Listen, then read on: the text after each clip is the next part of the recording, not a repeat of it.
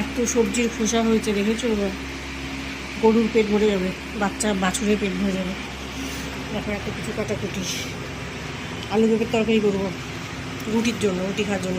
আমের চাটনি, আমটা ওখানে সিদ্ধ হয়ে গেছে আমার, হালকা সিদ্ধ করে রেখেছি, তাহলে ওই যে টকটা, অতিরিক্ত টক বেরিয়ে যাবে, তাহলে চিনিটা কম লাগবে। এ দেখো সমস্ত সবজি কাটা, এটা আলু ভাজা ছেলের জন্য, এটা পটল ভাজা, আর এই আমটা ফ্রিজে রেখে দেবো, ডিপ ফ্রিজে রেখে দেবো। আমটা দিয়ে অন্যদিন চাটনি বা তোমার ধরো ডালে দেওয়া যাবে। আর দেখো আমের চাটনির জন্য মশলাগুলো, মশলাটা ফিনিশ হয়ে গেছে। দেখো চাটনিতে দিলে দারুণ টেস্ট লাগে এই মশলাটা দিলে।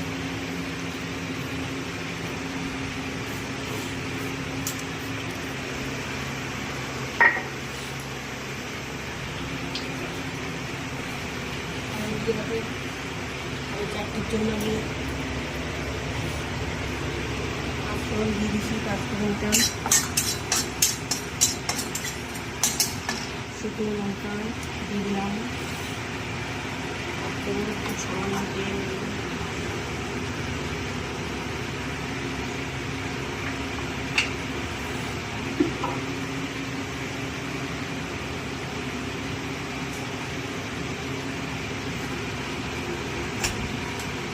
পেস্ট হচ্ছে জিরা, এতটা পেস্ট করেছি, আবার এই পেস্ট হচ্ছে, আরও কতটা আছে সেটা পেস্ট করে রেখে দেবো। বর্ষাকাল তো, বর্ষাকালে পেস্ট করে না রাখলে রোদ তো সেরকম ওঠে না, জিরা গরম না হলে পেস্ট করা যায় না।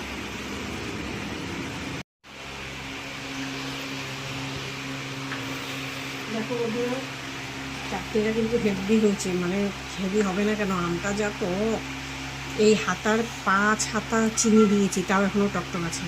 পুরো অনুষ্ঠান বাড়ির চাটনির মতো জেলি চাটনি হয়েছে, দেখেছো? হেভি হয়েছে চাটনিটা। টক আমে অবশ্য টক আমেই চাটনি ভালো হয়।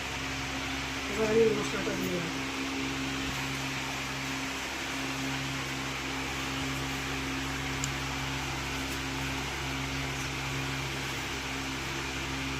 ওটা পুরো মশলা লাগবে না, আমি রেখে দেবো কিছু।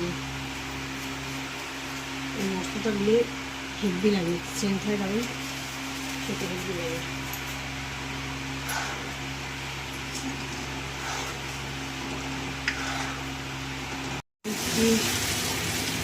তবে বন্ধুরা রান্নাবান্না প্রায় কমপ্লিটের মধ্যে ভাত বসিয়ে দিয়েছি, আর সব রান্না হয়ে গেছে। আর এই যে তরকারিটা করলেই ব্যাস।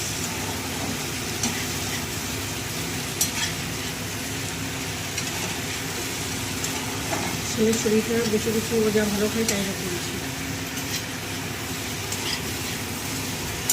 তরকারিটাও করে যাচ্ছে, ও রুটি দিয়ে খাবে সেই জন্য।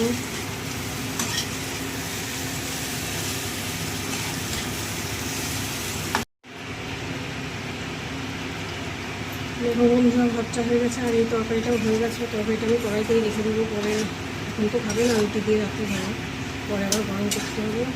করে ঝামিয়ে ঝামেলা মিটিয়ে রাখলাম, তরকারিটা গ্যাস অফ করে দিলাম, ব্যাস রান্নাবান্না কমপ্লিট।